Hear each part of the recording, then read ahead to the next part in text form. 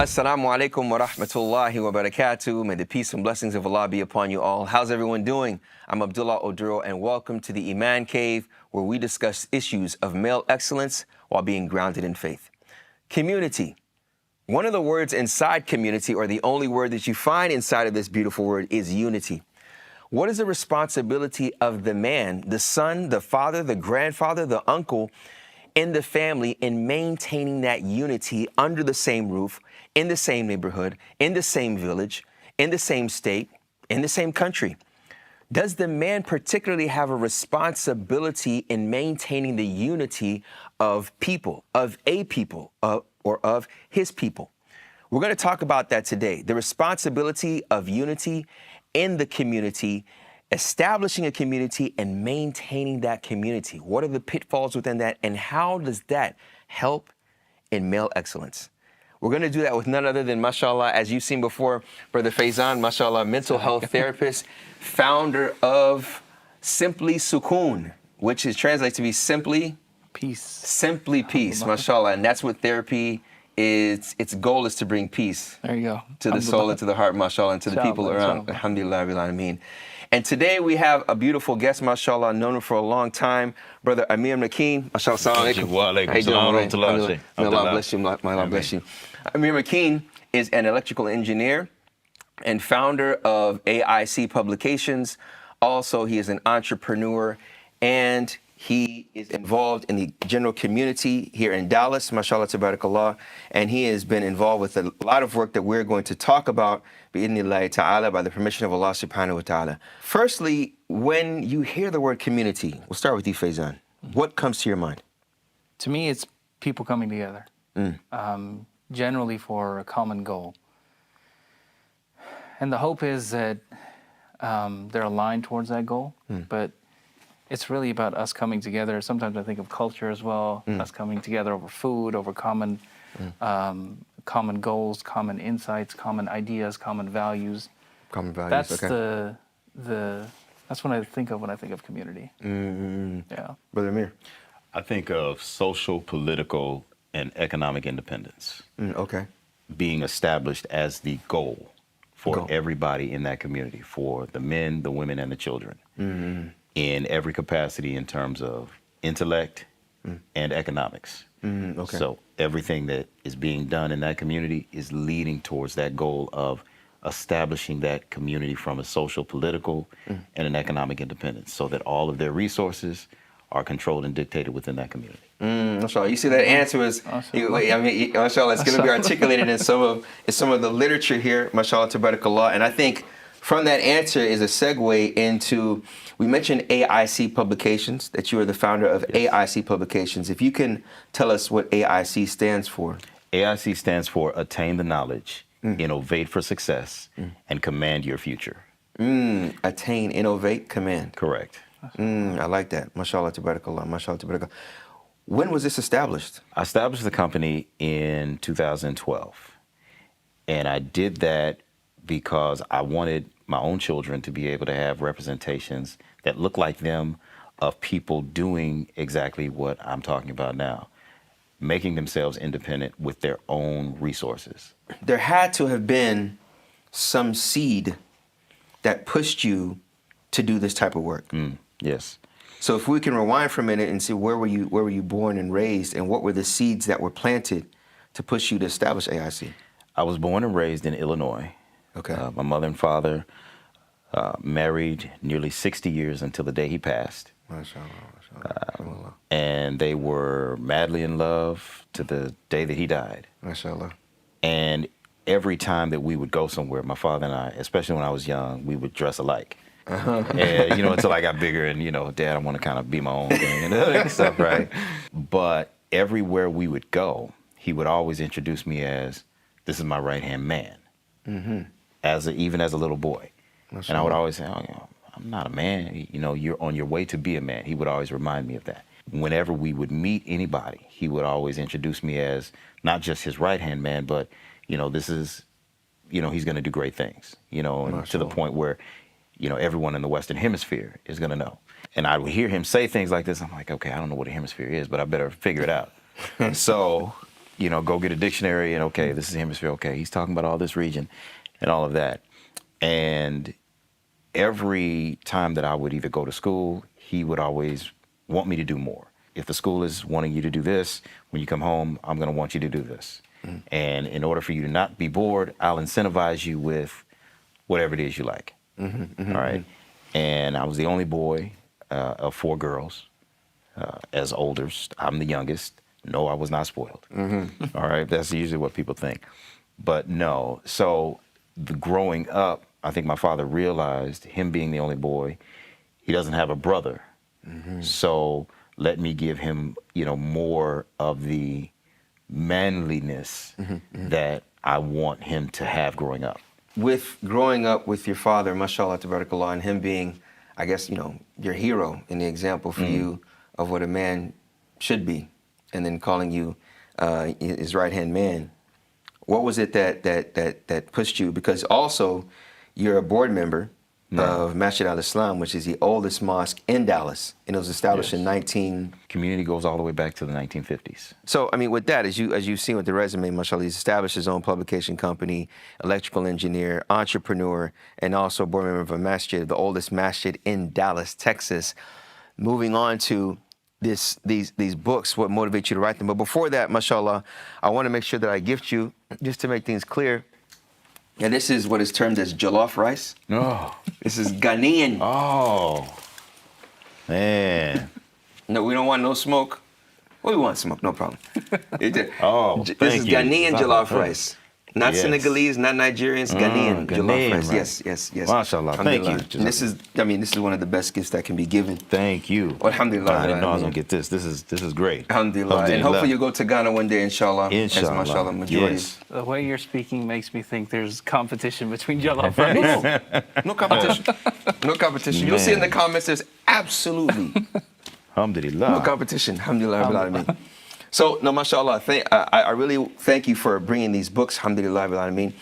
I see that you have here, for instance, he has Aisha, the Navigator, parts 1. He has book 3, and they're different titles. So, Aisha, the Navigator, Queen of the Nile. You have Aisha, the Navigator, Trains a Leader. Aisha, the Navigator, Handles the Bully. Handles the Bully 1 and 2. There's 1 and 2. And we have Ali the Inventor. Ali the Inventor guides City Council. Ali the Inventor saves the garden. Okay? And then we have A Worthy Muslim, Quranic tools needed to overcome oppression and imperialism in order to institute justice.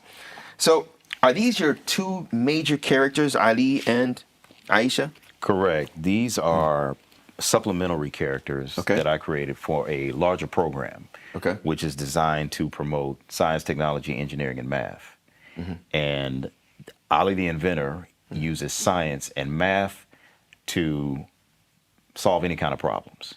And Aisha the Navigator uses understanding of history and geography for community building and purposes. And the program, which is the 10-minute engineering STEM program for gifted and talented education, is the larger program that I use to supplement those messages through the characters. MashaAllah, that's beautiful, man.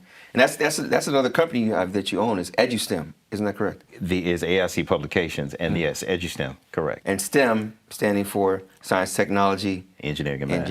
Engineering and Math, MashaAllah, which is manifest through these 2 characters and how they're using that knowledge of those sciences to change the world. I mean, not to even say, for example, so when you have Aisha the Navigator handles the bully, I don't want to give up the trailer, but what science does she use in particular here to handle the bully, or what skill? She goes back and understands the history of Queen Nzinga. And she uses what she learns from that understanding of historical time to get over this bully situation. Wow, okay. Aisha the Navigator, And they can find this on AIC.com? AICpublications.com. AICpublications.com. MashaAllah, MashaAllah, tabarakallah. Now, may Allah bless you, man. This is beautiful. Ameen. And I love how you have this, A Worthy Muslim, Quranic tools needed to overcome oppression and imperialism in order to institute justice. Alhamdulillah. So here, what was the motivation behind writing this book? The motivation there came from being able to try to take the language of the Qur'an and the life of Prophet Muhammad sallallahu alaihi wasallam and indigenize it where black people in America can really understand how to implement it in their daily lives. If I kept running to a lot of brothers that were having problems finding jobs, having problems finding a way to fit inside their community. They might be the only Muslim in their family. Okay. And they're trying to relate the Qur'an to their family so their family could understand it. Or they're trying to relate the Qur'an to their daily life when they spend 9 out of 10 of their time around non-Muslims. So how can they go into the Qur'an and deal with a boss that they have to explain, I need to go make salat. How can I go get a prayer break? Well, what you may want to say to your boss is, if Johnny over here is taking multiple smoke breaks, then why can't I take 1 5-minute break for salat? SubhanAllah. I literally had to do that, man. Yeah, really? I had to do that. When I was in the hospital, I had to tell them, there's a time that I take prayer. Just when I was in my interview, I said, on Fridays, if there's a possibility, either for me to leave at 12:30, 1 o'clock, depends on the time of the year, or I'll work Saturdays, because people didn't want to work Saturdays. Right. So I'll work Saturdays, give me Friday off. But during the day, depending on what surgery it is, I used to work as a surgical tech. So I'm going to have to pray. And they said, well, Abdullah, I said, well, just a lot of times we see people go and take a cigarette break. Right. It takes longer than 5 minutes, doesn't it? Right. I said, okay. Yeah, so we need to just take a prayer cigarette. I mean, which one is better? I mean, you tell me, you know what I'm saying? So, but no, mashallah, it's really giving those tools. And I like how you mentioned, and this is very important, sometimes people don't like to talk about it, and I don't fully agree with that approach, being that they say, okay, we're all Muslims, and, they say we don't see color, right? Islam doesn't see color, but Muslims may. And throughout the history of Muslims implementing their Islam or practicing Islam, there's glitches. We're human beings. So I notice how you have all of your characters. Aisha is an African-American. She's African-American young female with hijab on. Ali is an African African-American young male that's helping and getting involved in society. What's the main reason you did that? In America, and let's say probably throughout the world for the last 500 years, the most oppressed in terms of economically, and the one that's been denied full rights of humanity has been black people, black Africans, black African Americans for the last 400 or 500 years. And the methodology that was done to maintain that system of dehumanization started with the destruction of all our images in terms of the way we see ourselves. I'm not talking about idols, but the way we saw ourselves as providers, protectors, maintainers, guardians, independent individuals who could go into the ground and extract the resources and build up a community. All of that was denied to us. And that system was reinforced by making those destructive images of us as caricatures, of us as lazier individuals who couldn't think. Okay. All right. In turn, it produced in a lot of blacks an offset of inferior complex. Okay. While those who are perpetuating this on us get more confident in their mythological superiority complex. Okay. So getting to the point of always seeing people who look like you that are doing something positive, it turns something on in your brain that says, yes, I can do this. And that's important you mentioned that, because the mythological superiority complex is not only amongst adults. Yes. It's amongst children. And that's why I love it when you have a young black woman, young black girl, Yes. Educating herself, and then implementing her education to help make a healthy social change. And that's what it's about. I mean, it's bringing the theoretical readings to life, and that's very, very important, subhanAllah. And unfortunately, sometimes it's the adults that impose that on the youth, like, Malcolm, when he was a young boy, yes. and then one of his instructors told him, he said, I want to be a lawyer. He said, no, be realistic, right? You work good with your hands, right? SubhanAllah, and that, SubhanAllah, it's beautiful, because as I was telling, Faizan earlier, You know, I love you, my Muslim brothers and sisters, but you know, there's a lot of times when I get off the minbar, you know, giving the khutbah, they say, brother, mashallah, your voice, it reminds me of Bilal. I'm like, you heard Bilal before? Man, I never knew you heard Bilal. Radiallahu anhu. Mashallah, you're pretty old. Mashallah, but normalizing this for you to where it's not like, oh, black people too are Muslim. Right. You know, it's like, no, that's always been part of the equation. I wanted to ask, when it comes to these publications, mashallah, there's a level of representation for black people when it comes to these professional fields, but it's also black Muslims in these professional fields. So was there an intentionality behind kind of doing this double good, not just professional fields, but also black Muslims in professional fields? So I'm curious about the intentionality behind that. Yeah, most definitely. Most definitely. I am unapologetically black and Muslim. I'm unapologetically Muslim and black.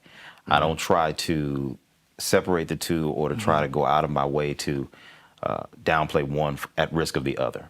You know, as I see in the society, you know, people can be who they want to be in any other way, while others, especially black people, are sometimes made to feel as if we have to kind of shrink somewhat. I'll give you an example. I was working as an electrical engineer and I left for Juma, and I had already prearranged with everybody that, okay, on Fridays I'm gone, blah, blah. So on this particular Friday, the president of engineering decides that he wants to show everyone, all the engineers, his appreciation for everything we've been doing. So when I come back from Juma, everybody's got a beer, they've got some type of alcoholic beverage that he went out and got. Happy hour. Right. It turned into happy hour. So I come back ready to work, and as soon as I come in and they're all drinking, and one looks at me and he kind of smiles and smirks, one engineer, like, okay, what's he gonna do? And then the president of engineering, he says, oh, I'm so sorry, I forgot you don't drink. And I said, oh, hey, as long as you guys stay here so that I can get home safely, and I don't have to worry about a DUI with one of you behind the wheel, I'm good. And that kind of like, the one that had the smirk on his face, kind of, it turned from a smirk to, you know, he just did not like that answer. Because that was an attempt, at least on the guy who had the smirk, let me bring you down a little bit. You know, let me bring you down. And so these kinds of instances, we have to have a confidence that comes from our understanding of Qur'an and our understanding of the history of different people and our people that have gone through. And no one is going to give that to you but you. The keys to your liberation are not going to come from those who benefited from your oppression. So that's beautiful. Right. That's beautiful. And I mean, that's the segue into the establishment of the community. I mean, even though AIC is a company that is there to help, dare I say, establish a type of understanding of who they are, which will hopefully enable them to establish communities. But when it came to you establishing the community, you know, within Masjid al-Islam and partaking in that, what were some of the challenges that you faced? Like you just mentioned, as an electrical engineer and as a man, you know, graduating from college and then going to electrical engineering, I mean, you're thinking about, okay, you know, I have to take care of my family, you know, which will be my family, and establishing the community here in Dallas. How was that in the very beginning for yourself? It's very trying when you're dealing with previous generations. Okay. And as generations progress, technology advances. And some may want to move forward with it. Some may want to stay stuck in what they're comfortable with. Right. And you have the tasking of making the ones that want to stay back with what they're comfortable with, of trying to make sure that they are still included. And the ones that are moving forward, progressing, you still got to make a way for them to condition themselves to leave the breadcrumbs for the ones that are comfortable staying where they are. So you're serving as a liaison between the two. Correct. And then at the same time, you have to realize that both are going to get mad at you, because somebody went and picked up the breadcrumbs that I thought were going to be left for me. And then the ones that want to move forward, okay, I'm having to pull more people because these breadcrumbs are not enough for them. Not enough for them. All right. So you have to be a liaison for that, and you got to be a sponge and be able to absorb the hits and the brickbacks and compartmentalize as well. And then you got to learn how to decompartmentalize on your own. You have to know that people are not going to like you when you're doing the right thing, but they may end up loving you later when they see the fruits of it, right? You know, you said establishing the community, and I'm almost sure many of you young men that are boards of masajid, or you've gotten a new position to where you may supervise over someone your father's age, that they may not, like you said, some of them are in their ways, and they're not ready or willing to, I don't use the word progress, to be introduced to new things that will cause a certain change that will require them to get out of their comfort zone. Yes, that's good. You know, and that is where, you know, you as a man, how old were you at that time? Probably about 41. SubhanAllah, you know, realizing, okay, you know, you have to show a level of respect to them. Right. But respectfully disagree. Right. Right. And at the same time, you don't want those ones that have innovative ideas to run away. You're right. That's what and that's where the breadcrumbs come in. Right. I think it's a beautiful point in masculinity, because you have to know how to be the peacemaker, even in the household. Right. Right? Because if you're going to be the leader, you got to be the one that's a peacemaker as well. Right. Because those foundations are set, but there may be times to where the foundations, they may kind of, the ends will get loose because they're not sticking to them. So coming back and establishing that. And then also the fact of, you know, people showing their displeasure with you. Right. You know, I mean, that happened numerous times with the Prophet sallallahu alaihi wasallam when he would call people to the deen of Islam, and there would be people that would openly show their displeasure with him in front of people that looked up to him and followed him. I mean, physical abuse. So I think that's a huge element of rites of passage of learning how to deal with difficult situations from people that you thought wouldn't bring those difficulties. The thing about it is, you know, we hear the hadith that, you know, whoever builds a house for Allah, Allah builds a house for him in paradise. Yeah. But we never stop to really ponder on the fact that you got to build a foundation in a house. You gotta build basic building blocks, 2x4s. You need tools. You need hammers. You need nails. You need men. All right. You need somebody that's going to be risky. And once you're starting to build that second story, okay, I'll climb the roof. Okay, so what's the safety harness so that if something happens to you, you don't hurt yourself if you fall off? Right. All right. So all of these things, and that's what we do in engineering as well. We focus on building, but now we also have to think about the safety. How are we going to protect someone who does something out of not knowing from their own self in being endangered? So if we're building a masjid or doing something, how do we keep information that could be used in a bad way from someone that may not know how to use that information? Okay. All right. And how do we transition the ones that are comfortable where they are to this new place that we want to be without them thinking that my old position is going to be compromised? Yeah. It's almost like this constant pushing for growth, but it's also with hikmah, with control. Right. And the ones that don't want to move, you got to get them to move. The ones that are moving, you want to get them to kind of hold back and temper the pace that they're moving at. Right. And then one other thing that you mentioned that I really liked, the idea of while you're doing all this, also figuring out how to take care of yourself and decompartmentalizing. That's the next part. Yeah. That was, I'm curious as to how you do that, because that sounds rough. There are times I don't answer the phone. Okay. You know, I don't answer the phone. There are times I won't go near a computer. There are times where I will go to the gym and just put a towel over myself and sit in the sauna. You know, and that helps clear me out. Or I'll sit inside my car and just take some me time. Or I'll get something indulgent, you know, whether it's sweet treat or G-Day or something like that. I'll do that. And there are times when, you know, my family looks at me and they can tell, okay, he's kind of you know, he's upset right now, so let me just go do something else. You know, he'll come down off of, you know, whatever's going on. Those are the things that I end up having to do. And I learned those from watching my father. He had today we call them Iman Caves. You know, Iman Caves is this, but he had a basement, you know, and he built his, you know, workshop in the basement. He'd go down and build different things and just do whatever. My mother didn't really bother him when he went down there. He would have, you know, TV or something. He'd bring himself some ice cream or had a separate freezer, you know, and you knew when he was sneaking ice cream, you know, you didn't go down and ask for any, you know, or he'd make sure it'd be a flavor that he knew the kids didn't like.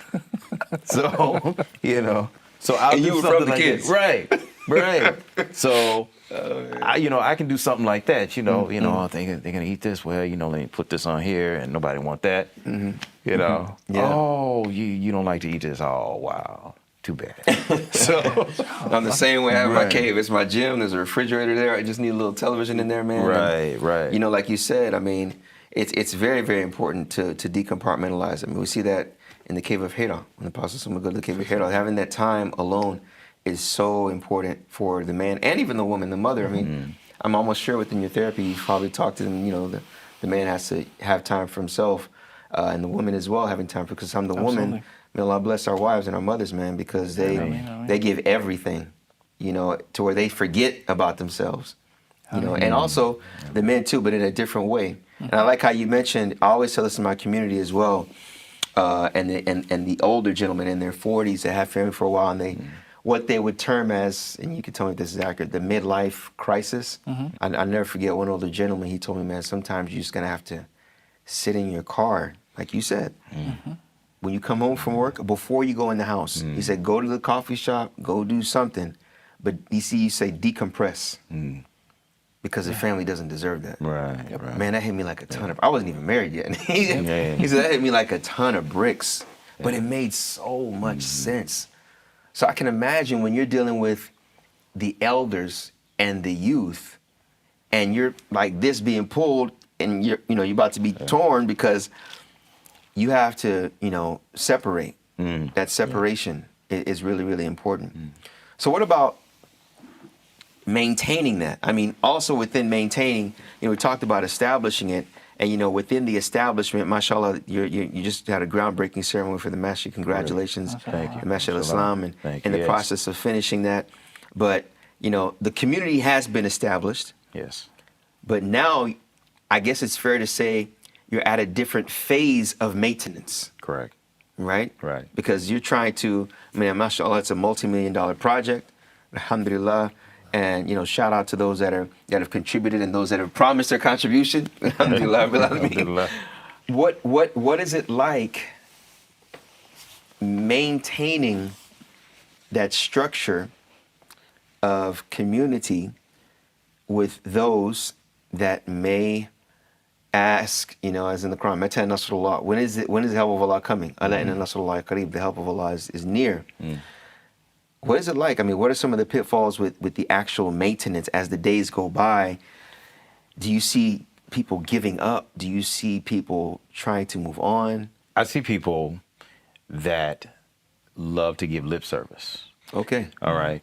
And then when it's time to do work, they're gone. All right. And I try as best I can to remind them of Bani Israel. When Allah said, you know, I'm going to give you the promised land. All right. And one thing he could have done, but he didn't. He said, this is going to be yours. All right. There's people in it already, but you got to fight them. You got to go in there and fight it. Now, he could have said, be and it is. Kun fayakun, and that's it. That's it. All right. But he made them have to fight for it because he knew, even after everything they had been through, oppression, slavery, and all this kind of dehumanization, he knew that if you don't have to fight to establish your presence in this land, then you won't be able to fight to maintain your presence in this land from somebody else who's going to want to come and take it from you. So I kind of try to reemphasize that point to the community by letting them know this is something we have to do. Allah is not, he can say, be and it is, and there's the masjid, there's a business, there's this, there's everything we need. But he didn't do that for Bani Israel, and they had prophetic guidance with them in their presence.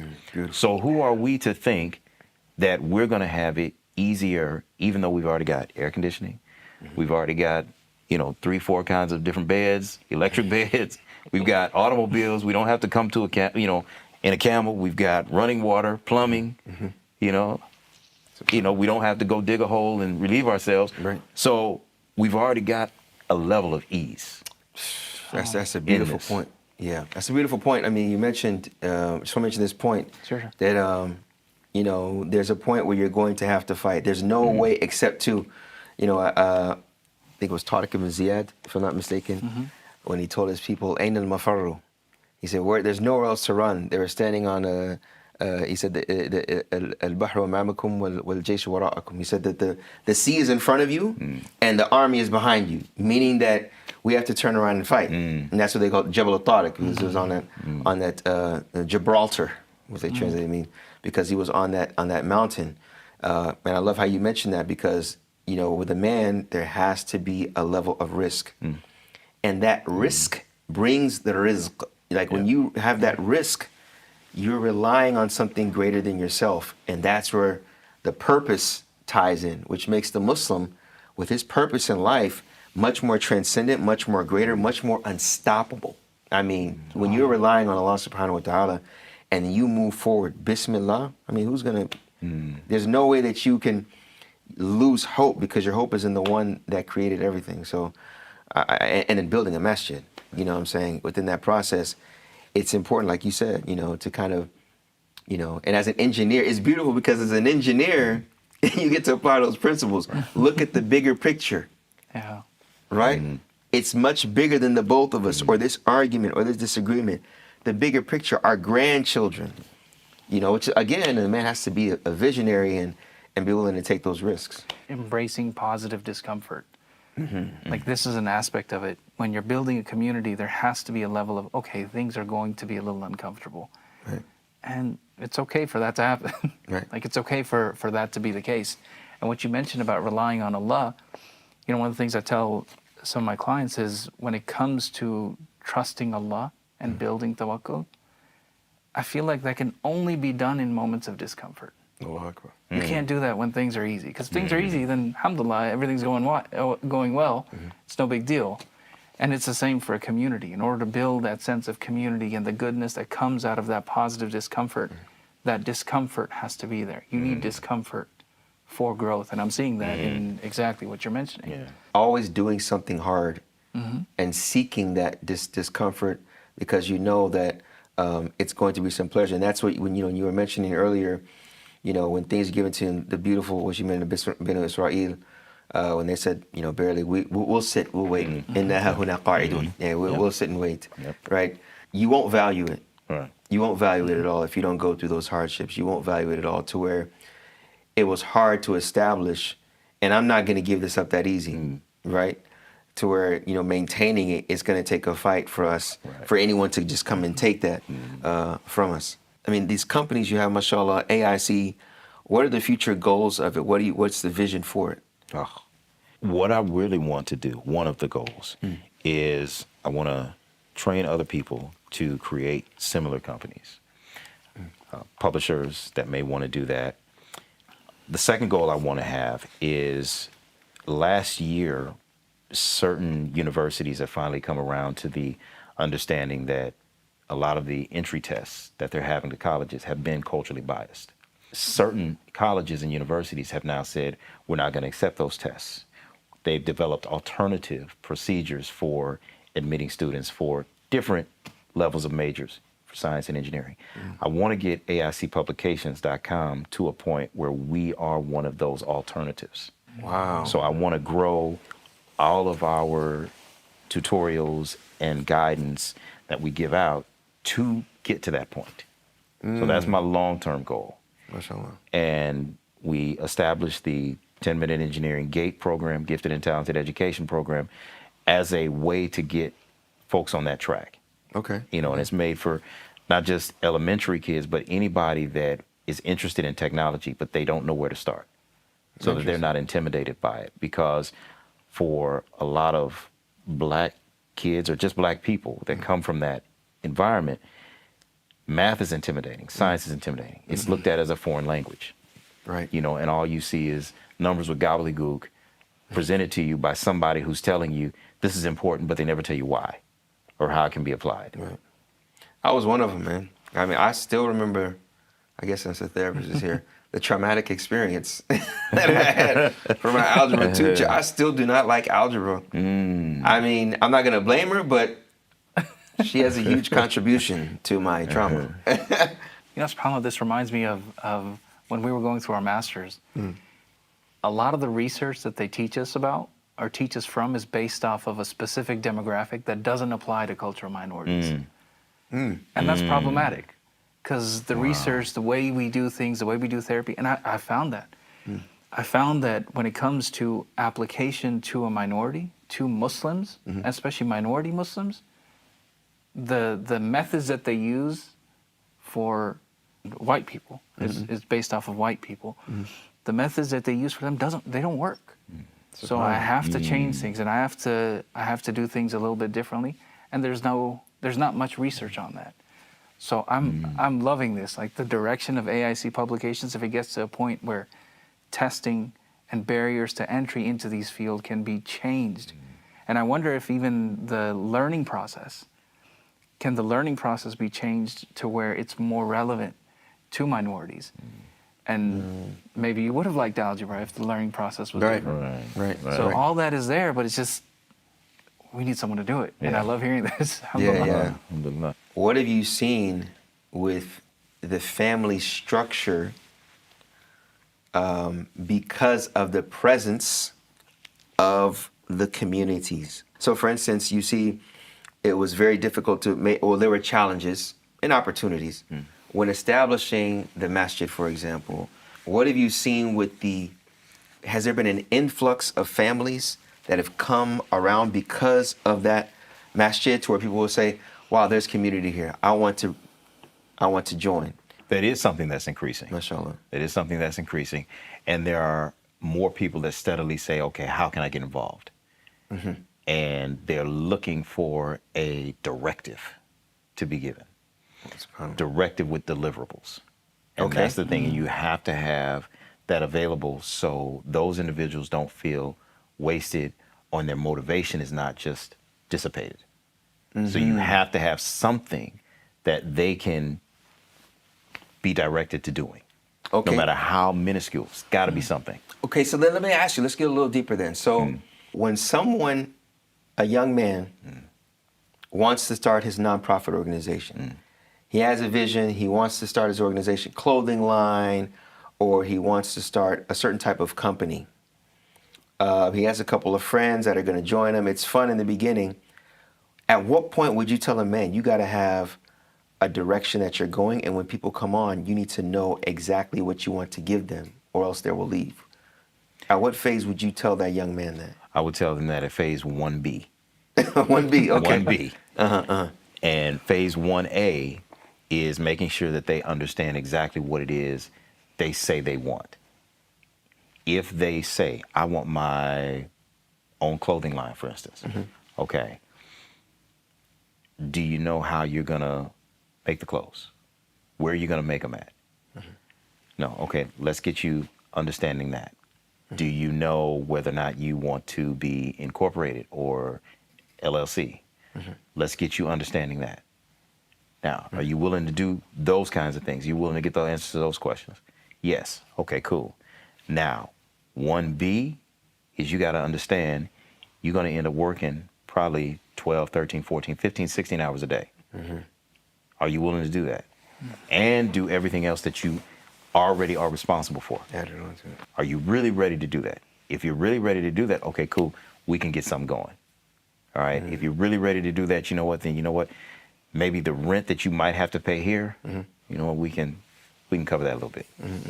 All right. The time that it would normally charge you for accessing this space, you know, I'll eat that for you.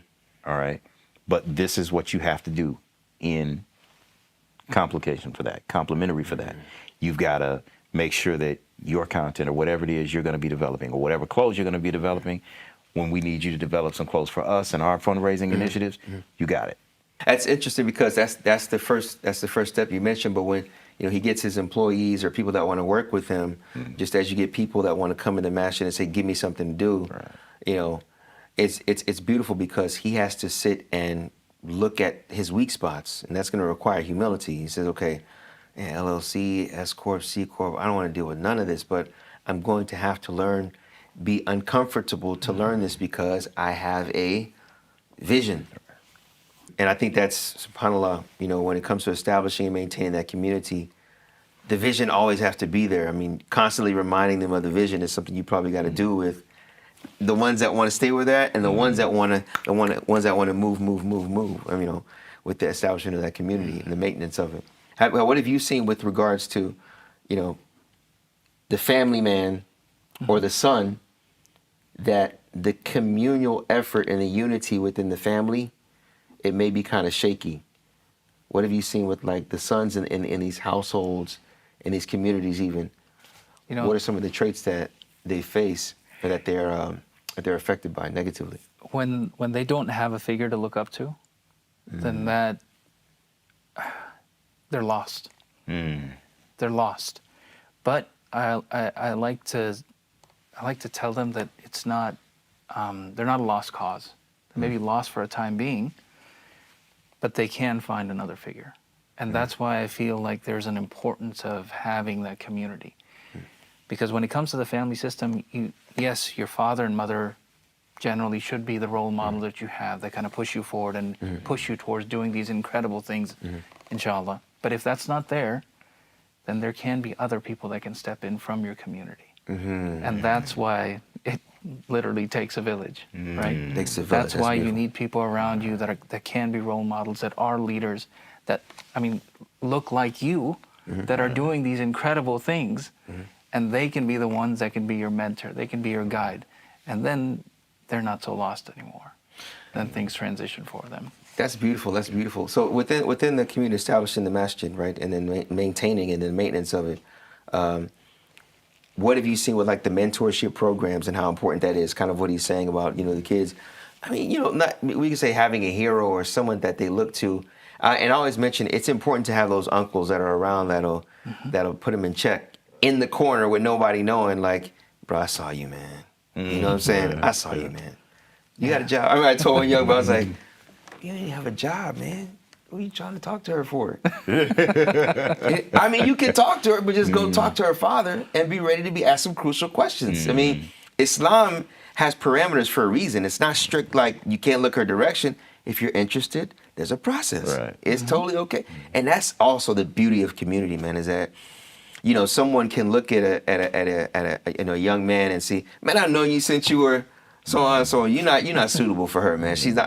It's not gonna work, man. She's too strong for you. You know what I'm saying? She's too aggressive. Or, you know what I'm saying? Or the opposite. The Prophet ﷺ advised a companion, about two men, and he gave the advice. When you see that with the young men and the importance of mentorship, is there some type of programming in regards to that as well? There are 4 principles that I stick to: men as protectors, providers, maintainers, and guardians, PPMG. And we can do that at every phase of our lives, whether we are boys or young men, sons, uncles, friends, husbands. Are we protecting money? Are we protecting physical security? Are we protecting historical knowledge and understanding? Are we protecting legacy of our elders? Are we maintaining the elders' connection to our community by reminding them of what they've done? Because as they get older, they may forget. It's because of you, uncle, that I'm able to be here. You took the brickbacks when you were having to sit at the back of the bus, and now, because of you, I'm here. Okay, so thank you, uncle, for that. Thank you, auntie, for that. And it connects them to here, and it lets them see they're still showing respect. I'm at ease a little bit more. Those events, at the masjid, and the youth are playing ball, and at the end of the event, the imam or the board member gets up on the microphone and makes the jokes just like you did. And it's so beautiful because now we know Sister Sakina is not, and everybody knows Sister Sakina, but then the young man is seeing how to appropriately deal with people. Right? Yep. And that's what community really, really does. And, shout out to the elders that have helped establish the community, and then the younger generation that helped to maintain that community. But the maintenance and the drive that they had was from the elders, but individuals as yourself, serving as a liaison, it really plays a huge role, and it's all inclusive in how that strengthens it. What's your take on volunteership, like of young men getting involved in volunteership, and what effects have you seen with that? That has been a little bit of a struggle because the young men have so much pulling on themselves. They have so much pulling them to be in every place except the Muslim place. So one of the things that I've seen that's kind of worked is giving them an opportunity to showcase what skill they have. Okay. Because a lot of them are they're shy, but they don't want to be known as being shy. Okay. So if you kind of trick them into talking about what it is that they like to do, all right, and then give them an opportunity to showcase it, many of them will rise to the occasion, or they will be attracted to those who are doing it on their own, and they'll kind of go along with that. Mashallah. And this is one of the things that I've seen. There's a young man I know, he's very, very quiet. Very, very quiet. And when I talk to him, I just get loud. Every time I see him, hey, brother, son. All right. And he'll come in, he'll, kind of do this a little bit. And then when hey, brother, son, he'll crack a smile, and then a little bit more smile. Then out comes his hand, and then he's coming to embrace me. And then he'll start talking a little bit and letting me know what he's doing and where he's going. But putting him on that level of being able to let him showcase himself like that, to know that, hey, you're not just here, but I'm glad you're here. We're glad you're here. Your presence is needed and it's valued. He may not know the value he has, but letting him know that. One young man, and you were talking about Strait of Gibraltar. I call him the general. All right, his namesake is Tariq. Mashallah. And from a little boy, I would always see him. And he's just a ball of everything. All right, and I know he had a little, anger problem, a little kid. And one day I pulled him to the side. I said, you know what? You're a general. And I explained to him what a general was, and I explained to him who General Tariq was. And I said, yeah, and he sailed through this small little tiny passage, and it was because of him that the African Islamic influence ruled Spain for 800 years. And had they continued, we'd be in very different geopolitical circumstances throughout the world. But you are General Tariq. Allah. So if it's okay with you, when I see you, I'm going to salute you, because Allah. you salute generals in the military. Did you know that? And he said, so I salute him. So I've watched him grow up, and every time we see each other, we salute. But I've watched him grow, and he'll come out of his shell a little bit. The anger has kind of subsided. And I asked him, and it's been a long time since I nicknamed him that. And I asked him one time, I said, do you know why I call you General? He said, yeah. I said, tell me. And he remembered everything verbatim. Wow. Mashallah. I said, alhamdulillah. That's it, man. That's beautiful, and that's a message to parents, is make sure that your young men are involved in the communities, that they're giving from themselves for something greater than themselves. And I love how you said, I watched him grow. That's part of the maintenance of the community, because we can easily give up and not want to take risks and go back in our homes, be with our families, but be separated as a community. But when we go through the hardships together, we can only get stronger, And that's what's beautiful about the word unity and community, because the community is it's kind of like an expectation of unity, which is very important for our young men and for our older men as well, is that they are involved in their respective communities, because they will have they will go through these qualities that they need to have in order to be a strong, solid Muslim man. Just this idea, the story that you just mentioned, look at where you're at. Like all this is happening in this community. Yeah. Like it requires a young the younger boy to be a part of the community, but it also requires someone from the community caring about that younger boy as well. Right. So this is a message not just for the parents to send to like make their younger children a part of the community, but also parents be a part of that community as well. There are other kids over there that might need you. Yeah. And I think that's beautiful. that just that aspect of it, just being there and being there for the community and supporting them, even if it's just giving a salute every single time you see them, Yeah. it'll make a world of difference. Yeah. Yeah. It'll make a world of difference. And I mean, there's research on just the fact of how mentorship can change kids' lives. And I love hearing stories like this. You know what's deep that you mentioned, man? It's because I remember one brother, he said that a young boy came up to him and started talking to him and asking for advice. The brother was like, I didn't know what to offer. I don't know who. I said, yeah, but he came to you now. And he saw his face. He's like, man, I'm valuable. Like, We were right. you know, Right. I have something to offer. Yeah. And take that responsibility seriously. Yeah, and because when he realized that, it hit him. It really hit him. Like, man, I have something to give to this community by this young child that I never would have thought would come to who, what, when, where, why. You know. Right. Yeah. But it's so beautiful when you create, by the permission of Allah, that mechanism and that environment and atmosphere for all of this to take place. And it has to be essentially and ultimately men that establish that, along with, mashallah, the women and sisters as a support system. But part of the masculinity and embodiment of masculinity of the man is to volunteer in their respective communities, which helps leave a communal legacy, which is a strong way of worshiping Allah subhanahu wa ta'ala. May Allah subhanahu wa ta'ala bless all of you for tuning in to the Iman Cave, and tune in for our next episode. So don't forget to leave comments, any comments, mashallah. We read them and we try to answer the questions directly or indirectly.